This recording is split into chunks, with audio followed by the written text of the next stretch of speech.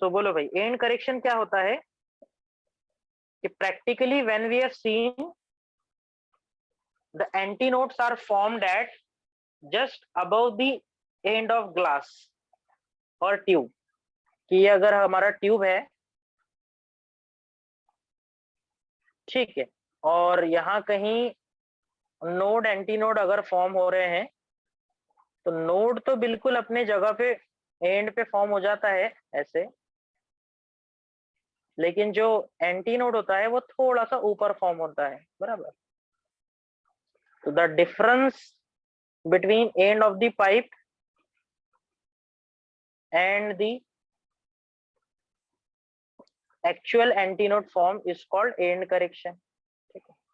तो बच्चों close and में कितने, क्लोज पाइप में कितने एंटीनोड फॉर्म हो गए?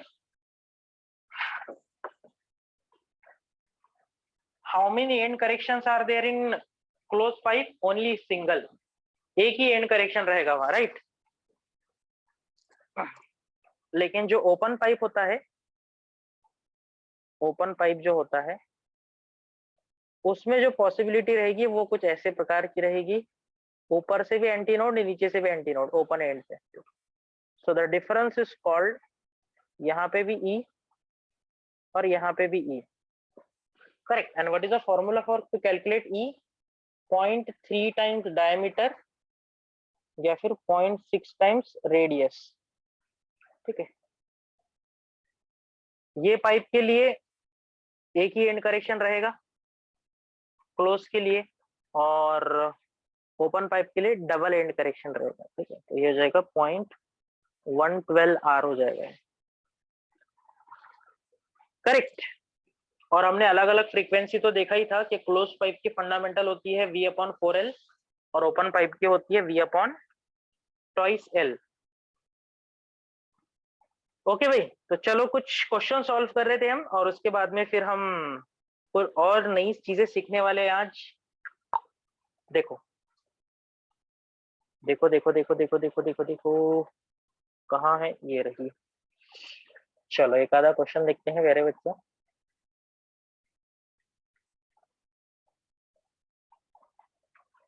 सी क्वेश्चन नंबर 9, क्वेश्चन नंबर 9 देख लो। स्टील वायर 0.5 मीटर लॉन्ग, ये लेंथ है, मास 5 ग्राम मास है, स्ट्रेच विद अ फोर्स, इस पे हमने एक फोर्स लगाया 400 न्यूटन का। आगे बोला है what are the minimum possible frequency with which wire can vibrate. Minimum मतलब जानते हो तुम, फंडामेंटल को हम मिनिमम बोलते हैं, यस और no? Fundamental frequency is called minimum frequency, correct. आगे बोला है is it possible for the wire to vibrate with a frequency of 1100? क्या उस वाइब्रेटिंग वायर में 1100 की फ्रीक्वेंसी निकल सकती है? लास्ट में बोला है what is the highest overtone that person can hear? अगर पर्सन की कैपेबिलिटी 10,000 हर्ट्ज सुनने की है तो। ओ माय गॉड, इतना ज्यादा साउंड क्या कोई पर्सन सुन सकता है? देखते हैं देखते हैं देखते हैं देखते हैं।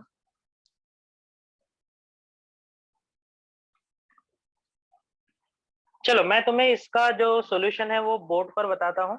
सो पैरामीटर देख लो, ठीक है, पैरामीटर देख लो 1 2 3 5 5 5 400। ओके चलो फिर ठीक है, चलो फिर आ जाओ हमारे बोर्ड पे आ जाएंगे।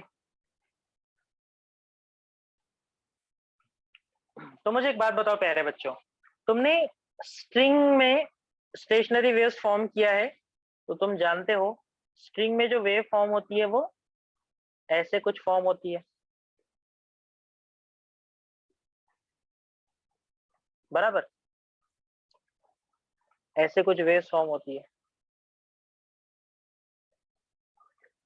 और इसको हमने खींचा है इधर, टेंशन लगाया है, ठीक है। टेंशन लगाने का भी टेक्निक मैंने आपको बताया था, एक पुली से पास कर दो और इधर एक टेंशन लगा दो।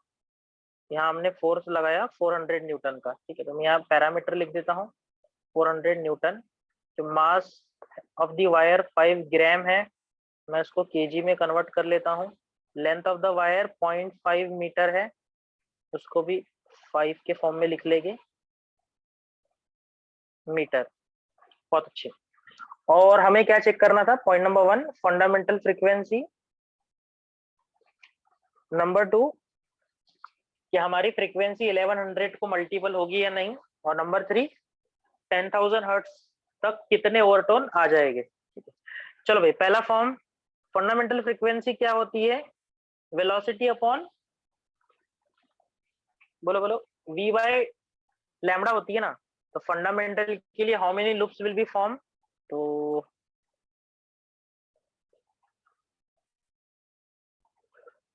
फंडामेंटल कितने लूप फॉर्म हो गए बोले भाई? Only single loop, only single loop. ठीक है, तो ये हमारा फंडामेंटल है। ठीक है, this is the fundamental frequency. So 1/τ तो हमें जानते हो ना, यहाँ पे लैम्डा की जो वैल्यू होती है, लैम्डा बाय 2 की वैल्यू एल के बराबर होती है। Length is equal to distance between two nodes, correct. Okay, तो 1/τ और वेलोसिटी का formula tension divided by linear density, याद करो, tension divide by linear density, correct. Transverse wave की फंडामेंटल फ्रीक्वेंसी है ये। तो रख दो फिर फॉर्मूला, 1/τ एल का वैल्यू कितना है भाई? 5 10⁻⁻1, बहुत अच्छे। और अंडर रूट टेंशन बोले तो फोर्स 400 न्यूटन, ऑलरेडी न्यूटन में है। और लीनियर डेंसिटी बोले तो मास बाय लेंथ। प्यारे बच्चों, मास का वैल्यू कितना? 5 10⁻³ और लेंथ 5 10⁻⁻1। That's it. बस इसका कैलकुलेशन करो और प्रॉब्लम सॉल्व। ये देखो, ये 10 और ये -10 कैंसिल हो जाएगा, राइट। अंडर रूट में क्या बचेगा? तो मुझे तो लग रहा है ये 5 भी कैंसिल हो जाएंगे, तो फ्रीक्वेंसी बचेगी, बोलो भाई। यहाँ तो कुछ नहीं बचा, अंडर रूट 400, 5 कैंसिल हो गया, नीचे 10⁻⁻1 है, तो वो सबसे ऊपर चले जाएगी पावर। यहाँ बचेगा 10⁻⁻1 और नीचे बचेगा 10⁻⁻2। देखो मैंने करेक्ट लिखा है ना, एज इट इज लिखे गए पावर को। बस फिर एक माइनस प्लस कैंसल, ये हो रहा है -2 पर जाएगा तो प्लस हो जाएगा। √4000 आ रहा है, ये √4000, कहीं गड़बड़ी तो नहीं है? Under root tension divide by linear density, linear density बोले तो, अरे हाँ यार, नीचे की पावर -3 है, सॉरी। अब ये पावर ऊपर जाएगा तो प्लस हो जाएगा, और एन का वैल्यू आना चाहिए √4 into 10⁻+4। My frequency should be कितना? 200 hertz. 200 hertz will be my frequency. देखो मैंने कैलकुलेशन करेक्ट की है।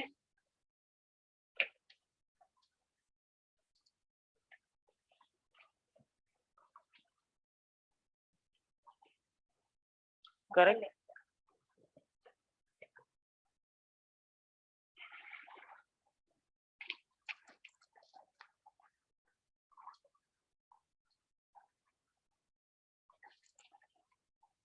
राइट।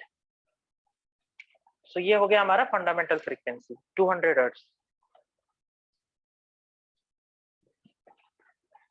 चलो अब दूसरा चेक करना है हमें।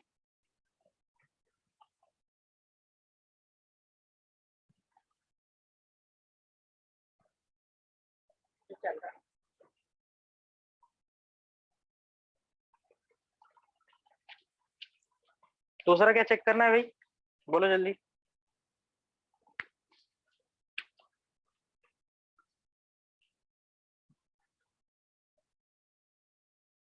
क्या ये 1100 को मल्टीपल है? चेक करो, क्या ये 1100 की मल्टीपल है?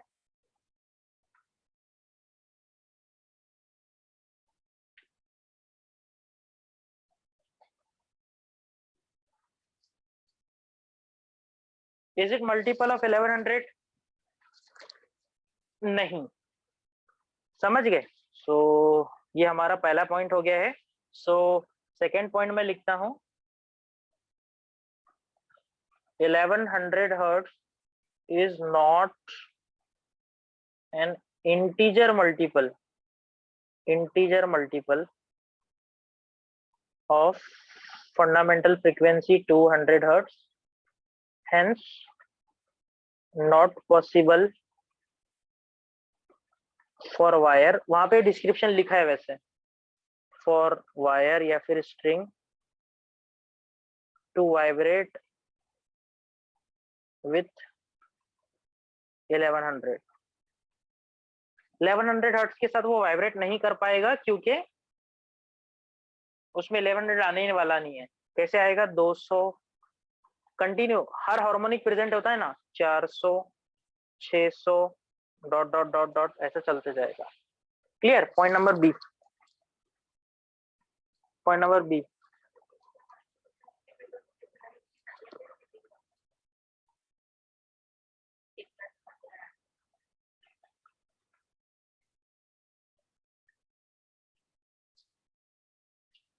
चलो point number C.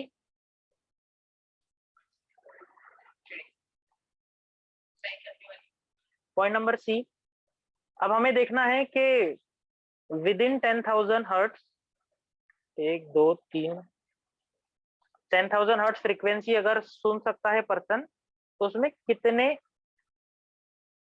How many maximum overtone और फॉर्म, कितने ओवरटोन फॉर्म हो सकते हैं।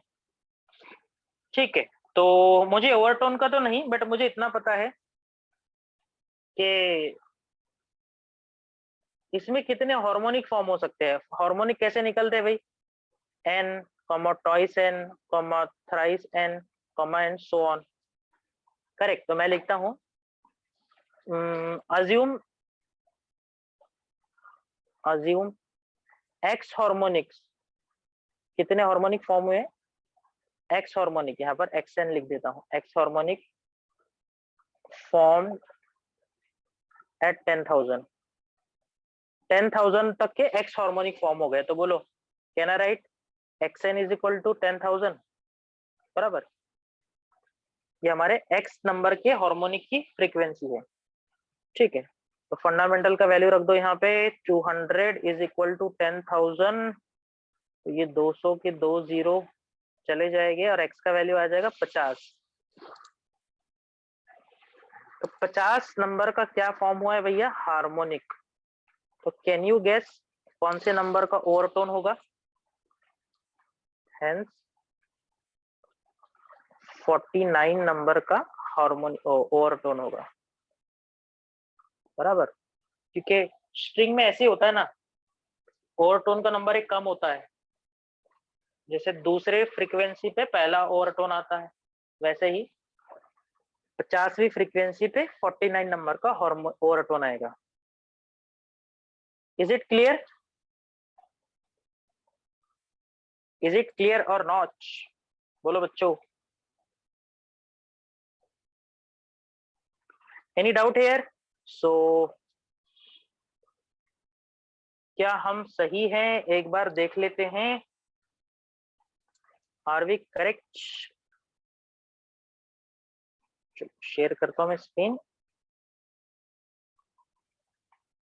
कहाँ था अपना प्रॉब्लम? ये था, ये था, ये था, ये था।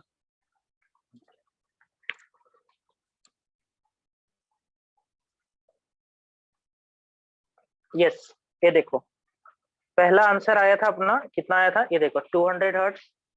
दूसरे में हमने बोला नॉट पॉसिबल, तो ये दिख रहा है, कैन नॉट वाइब्रेट। तीसरा हमने बोला 49 नंबर का overtone. Yes, we have done it, we have done it. Clear?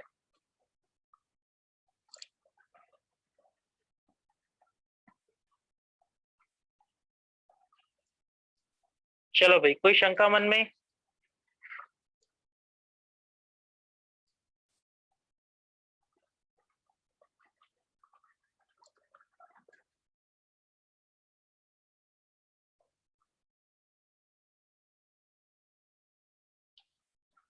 चलो फिर आगे बढ़ते हैं। अगला जो क्वेश्चन है वो बहुत ही अच्छे क्वालिटी का क्वेश्चन है और इसको अच्छे से समझना, इसको अच्छे से समझना, ठीक है।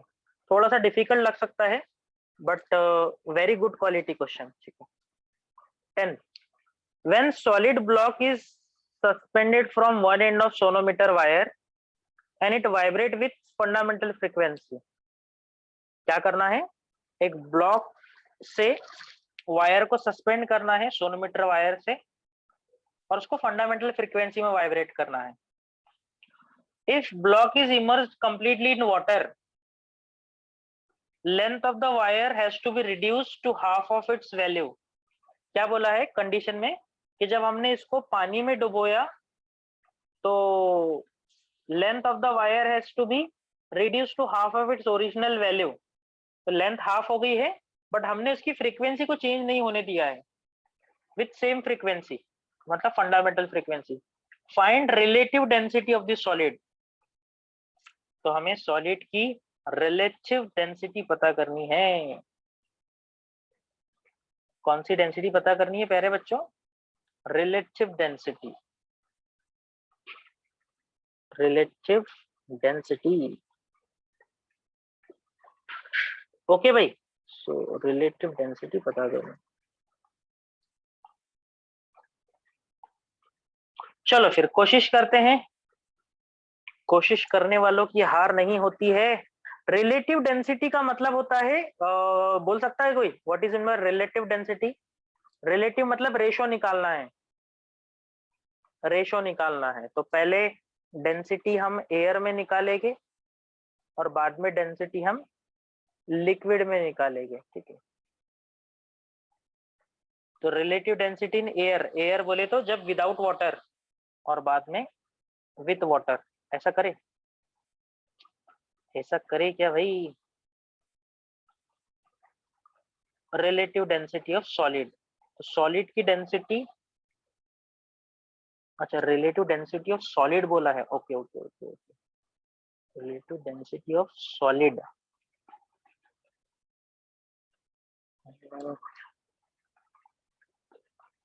चलो कोशिश करके देखते हैं, कोशिश करने में कोई प्रॉब्लम नहीं। पढ़ लिया ना तुमने? हाँ सर देखो,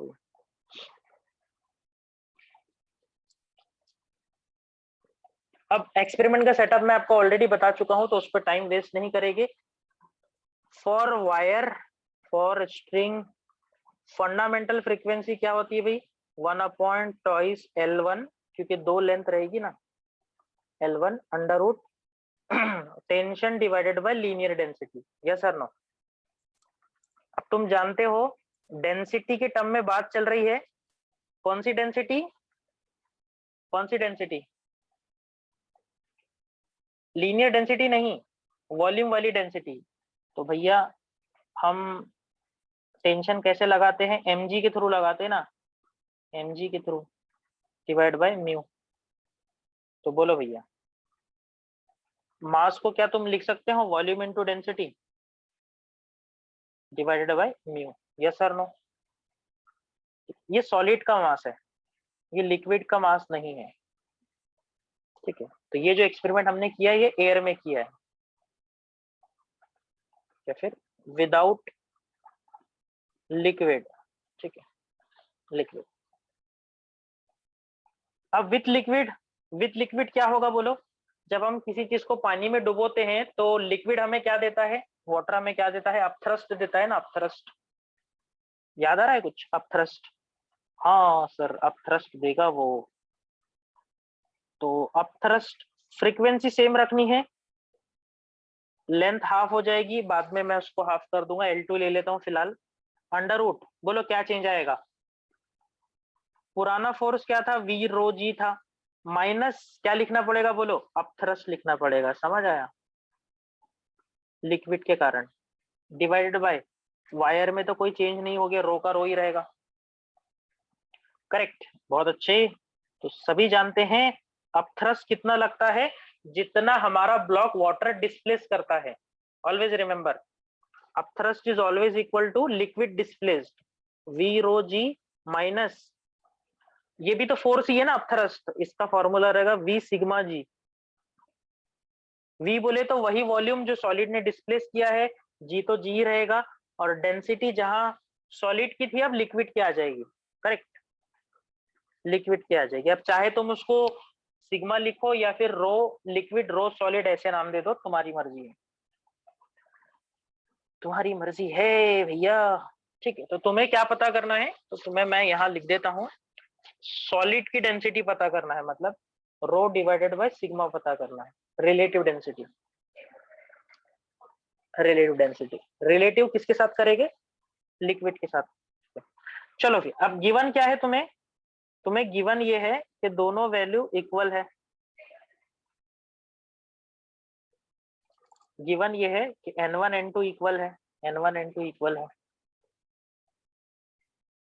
तो जब भैया n1 n2 को इक्वेट करेंगे तो क्या क्या कैंसिल होगा, बोलो बोलो बोलो बोलो बोलो बोलो। इक्वेट कर दो और क्या क्या कैंसिल होता है बोलो। तो मुझे लगता है इधर बचेगा 1/L1 रूट V रो G अपॉन म्यू, 2 तो कैंसिल हो जाएगा, चलो अभी लिख देता हूं मैं,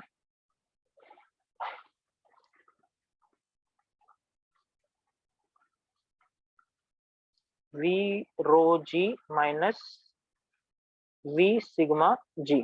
ठीक है,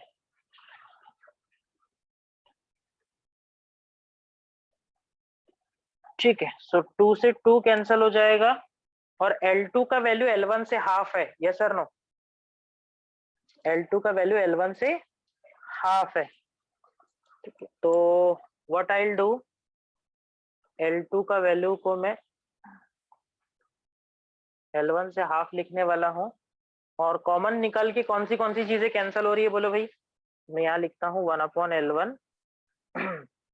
देखो लेफ्ट साइड और राइट साइड में मुझे लगता है रूट V और G कॉमन है तो कैंसिल हो जाएगा, और नीचे म्यू भी कॉमन है, यहाँ सिर्फ रो बचना चाहिए जो कि RHS से कैंसिल नहीं होगा। ठीक है, बायो वाले बच्चों ध्यान से देखो, जिनका मैथमेटिक्स नहीं है, क्योंकि बीच में प्लस माइनस का साइन है, तो इधर क्या बचेगा 1/L2 क्या है, हाफ ऑफ द L1 है अकॉर्डिंग टू क्वेश्चन, L1/2, और यहाँ हो जाएगा under root rho minus V, नहीं रो माइनस सिग्मा। बाकी चीजें कॉमन निकल के कैंसल आउट हो गई है, कौन सी चीजें, जैसा कि V कैंसल हुआ है वॉल्यूम दोनों साइड से, और G भी कैंसल हो गया है, करेक्ट, दैट्स इट। यहाँ L1 से L1 भी खत्म हो जाएगा, और अभी क्या करना है आपको, स्क्वायरिंग कर देना है, इसको सॉल्व करना है। Do squaring and solve it. कर लोगे आगे, कर लोगे क्या आगे, स्क्वायरिंग करो तो ये हो जाएगा रो इज इक्वल टू, नीचे का 2 ऊपर जाएगा, स्क्वायरिंग करने के बाद 4 हो जाएगा, और ब्रैकेट में बचेगा rho minus sigma, that's it. Bracket open करो और सिग्मा के अपॉन में रो ले लो, सिग्मा के अपॉन में रो लो, क्लियर। सो यहाँ पर भी हमारे पास सॉल्यूशन है, देखते हैं इसका आंसर क्या आ रहा है। इन्होंने शायद सिंबॉलिक फॉर्म में लिया होगा, हमने डायरेक्ट वैल्यूज रख दिए। ये देखो आंसर आ रहा है 4/3, हमारा भी आंसर 4/3 आता था ऐसे, 4 sigma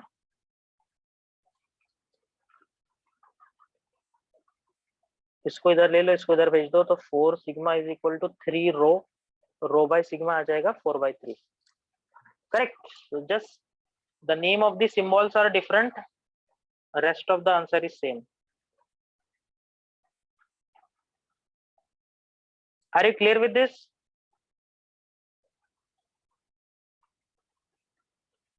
Please do reply if you have got this.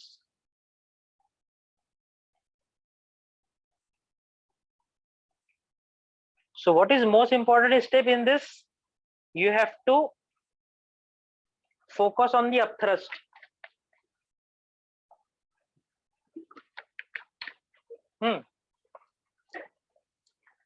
एक बार कमेंट चेक कर लेता हूं मैं, किसी को डाउट तो नहीं है? किसी को कोई डाउट बच्चों? हाँ, रिलेटिव का मतलब कुछ लोगों ने सही आंसर दिया था, with respect to water generally हम कंपेयर करते हैं किसी भी सॉलिड की डेंसिटी को। और मैं बार बार बोल रहा हूँ, सिंबल्स में कभी कंफ्यूज नहीं होना। तुम्हारे पास में खुद अपने सिंबल लिख लो वहां पर, रो एयर, रो सॉलिड, रो लिक्विड, ऐसा भी लिखे तो कोई प्रॉब्लम नहीं, ठीक है।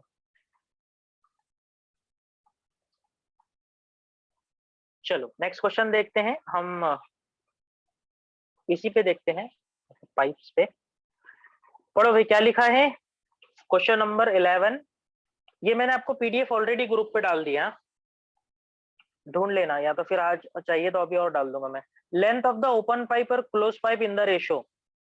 ओपन पाइप और क्लोज पाइप का लेंथ दिया है रेशो के फॉर्म में 3:2। फाइंड रेशो ऑफ तीसरा ओवरटोन क्लोज पाइप का। ये बहुत इंपॉर्टेंट क्वेश्चन है, ऐसे टाइप के क्वेश्चन ज्यादा आते हैं। तीसरा ओवरटोन क्लोज पाइप का, दूसरा ओवरटोन ओपन पाइप का। Third overtone for close pipe and second overtone for open pipe. समझ गए बात को? चलो आ जाओ फिर इधर, उसको बोर्ड पे करेंगे तो मजा आएगा। क्या नाम है इसका, ओपन पाइप क्लोज पाइप का पहले रेशियो लिख देता हूं मैं। ओपन पाइप ऊपर, क्लोज पाइप नीचे, तो सिंबल ओ और सी देखते हैं। O for open, C for close. L open by L close is equal to 3/2, यह हमें गिवन है। और तो तुम्हें फ्रीक्वेंसी पता करनी है, ठीक है। तो तीसरा ओवरटोन, थर्ड, जनरली ओवरटोन को हम ऐसे लिखते हैं, third overtone of close pipe. तो सभी जानते हैं क्लोज पाइप में ओनली ऑड हार्मोनिक्स प्रेजेंट होते हैं, ऑड। समझ रहे हो बात को? तो बोलो भैया, तीसरा ओवरटोन कहाँ आने वाला है? जैसे पहला ओवरटोन कहाँ आता है, तीसरे हार्मोनिक पे आता है ना।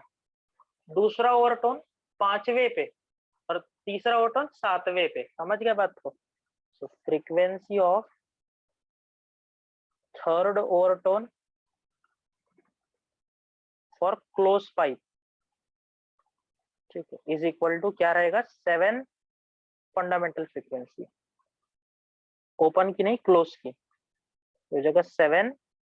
क्लोज की फ्रीक्वेंसी क्या होती है, V/4L होती है ना, मैंने लिख दिया 7V/4LC। Correct. Similarly second overtone of कौन सा पाइप, ओपन पाइप। तो ओपन पाइप में सारे हार्मोनिक्स प्रेजेंट होते हैं, तो दूसरा ओवरटोन आएगा तीसरे हार्मोनिक पर। यस, सेकेंड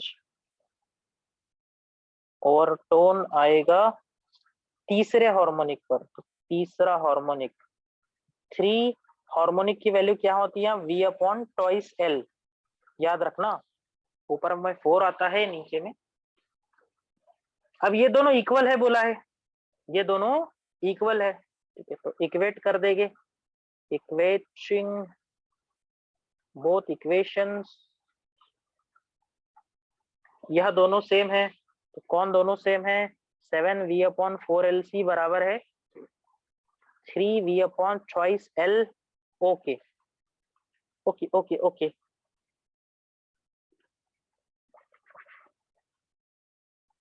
एक मिनट, मुझे, अच्छा इनका रेशो चाहिए ना, सॉरी सॉरी, इनका रेशो चाहिए बोला, इक्वेट नहीं करना है।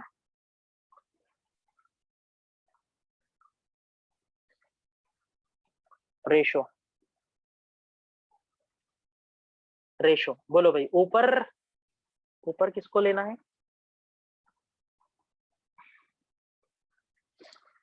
ऊपर लेना है थर्ड ओवरटोन को। ओके, तो मैं ऊपर थर्ड ओवरटोन को ले लेता हूँ। तो ऊपर वैल्यू आएगी 7 v upon 4LC divide by, नीचे वैल्यू आएगी सेकेंड ओवरटोन की 3v upon twice LO. So what are the common things that can be cancel out? v cancel हो जाएगा और 2 2 जा 4 हो जाएगा, 2 2 जा 4. तो क्या बचना चाहिए बोलो? ऊपर 2 बचा ना, 7/2 और नीचे कुछ नहीं बचा, नीचे 3/1 बचा है ऐसे. और इनटू नीचे का LO ऊपर चल जाएगा, नीचे का LO ऊपर चला जाएगा. एम आई राइट? देख लो देख लो देख लो, A/V/C/D के फॉर्म में लिख दिया मैंने इसको. 7 के अपॉन में 2 बचा है, नीचे 3 के अपॉन में 1 बचा है और नीचे का LO ऊपर चला गया. सो ये हो जाएगा, अब नीचे 7/6 हो जाएगा, 2 3 जा 6 और LO अपॉन LC क्वेश्चन में 3/2 दिया है. बस फिर काम खत्म.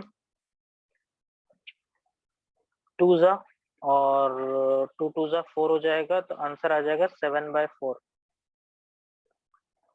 7/4. So 7:4 will be the answer. क्या हम सही है? एक बार चेक कर लेंगे. 7:4 सी करेक्ट है. ठीक है, चेक कर लो, कुछ कंफ्यूजन होगा तो पूछो. तो क्वेश्चन में कोई खास नहीं है, सिर्फ ये याद रखना है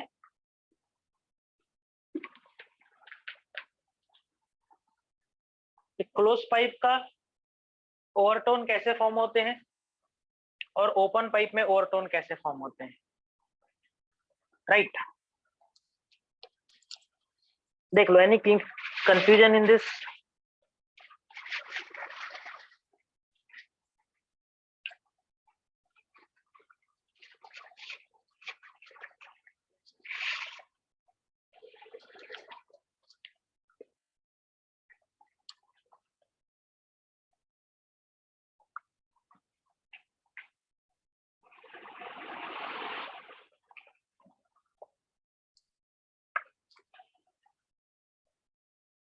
ठीक है, और मैं बार बार बोल रहा हूं आपको कि नीट में ऐसे क्वेश्चन आने की संभावना ज्यादा बनी रहती है इस टॉपिक में, क्योंकि इसमें ज्यादा कोई डिफिकल्ट कॉन्सेप्ट नहीं है, लेकिन रेशो लगाने में और थोड़ा सा लॉजिकली उसको इक्वेट करने में उतना टाइम चला जाता है. ठीक, तो मॉडरेट टाइप क्वेश्चन है ये. समझ गए बात को?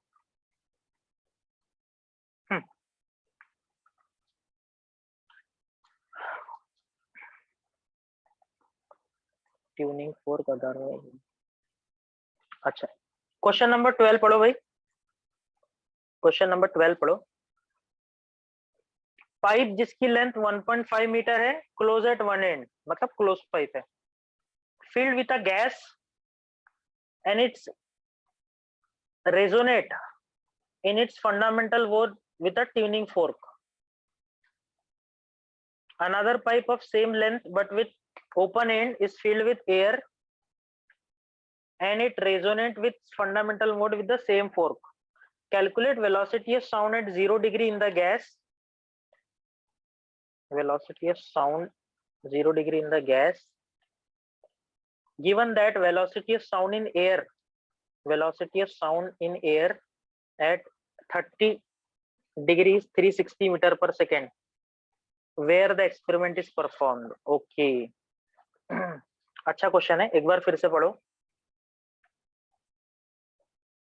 एक बार फिर से पढ़ो.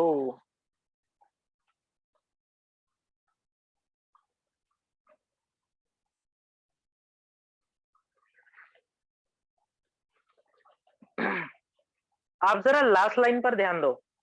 Calculate velocity of sound eight 0 degree. 0 degree पे वेलोसिटी पता करनी है. ओके. और गैस में और 30 डिग्री पे वेलोसिटी दिया हुआ है, कितना दिया हुआ है भाई? 360 कितना दिया है 360 समझ गए बात को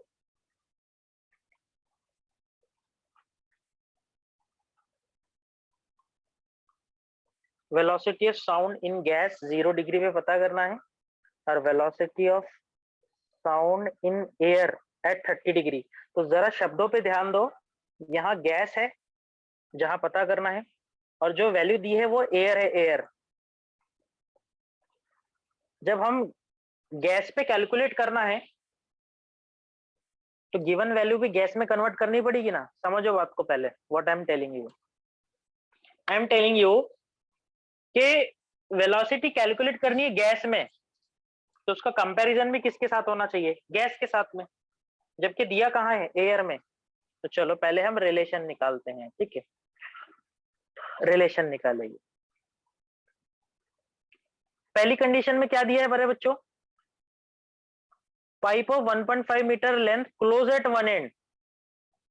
वन एंड फंडामेंटल फ्रीक्वेंसी तो फंडामेंटल फ्रीक्वेंसी क्या होती है ये होती है दिख रहा है आपको n is equal to v/4l और ये कहाँ दी गई है गैस में तो वेलोसिटी इन गैस को मैं vg लिख देता हूँ vg ये देखो इन्होंने cg लिखा है उसको करेक्ट फ्रीक्वेंसी फिर अनदर पाइप जो कि ओपन है उसको फील्ड किया एयर से और उसको भी फंडामेंटल में हमने वाइब्रेट किया तो मुझे एक बात बताओ मीडियम चेंज होने से क्या चेंज होता है आई रिपीट मीडियम चेंज होने से वेलोसिटी और वेवलेंथ चेंज होती है फ्रीक्वेंसी पे कोई फर्क नहीं पड़ता है तो देखो फ्रीक्वेंसी कॉमन रहेगी और दूसरा फॉर्मूला आ जाएगा velocity in air divided by twice L यहाँ 2 क्यों लिया क्योंकि ये ओपन पाइप है और सफिक्स क्यों लगाया क्योंकि मीडियम चेंज हो रहा है ठीक है जस्ट दैट्स इट ये दोनों को कंपेयर करो कंपेयर क्यों कर रहे हैं क्योंकि हमें जो एक्चुअल आंसर निकालना है वो गैसियस फॉर्म में निकालना है इस पे से सीजी आ जाएगा सीजी क्योंकि वेलोसिटी इन एयर तो दिया है ना 360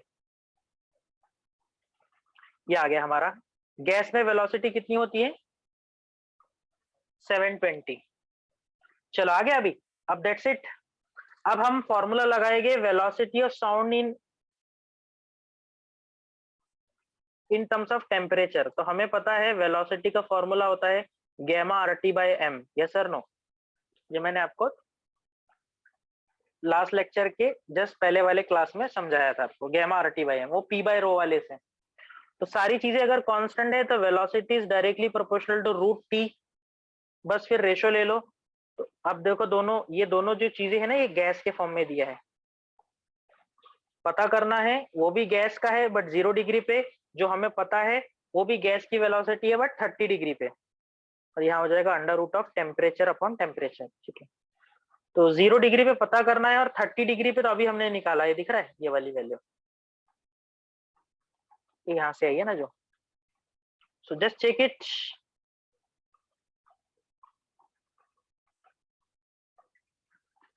ठीक है भाई सो देख लो कोई कंफ्यूजन होगा तो देख लो रेशो ले लो 0 डिग्री मतलब 273 केल्विन और 30 डिग्री मीन्स 303 केल्विन ठीक है अब अप्रोक्स कैलकुलेशन करना पड़ेगा या कैलकुलेशन थोड़े से अप्रोक्सीमेशन लगाना पड़ेगा किसी भी प्रकार का डाउट इसमें yes comment fast so when the